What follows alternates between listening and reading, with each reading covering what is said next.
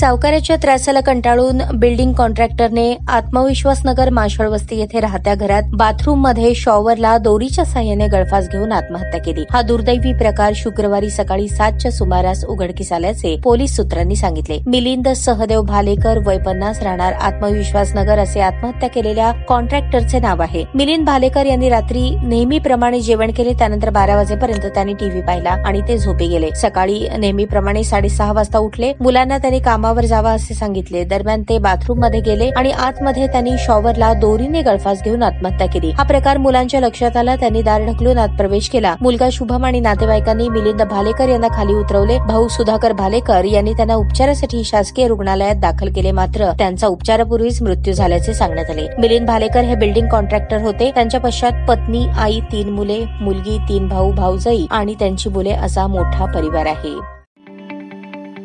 ताज्या बातम्या पाहण्यासाठी प्राईम महाराष्ट्र न्यूज चॅनलला सबस्क्राईब करा।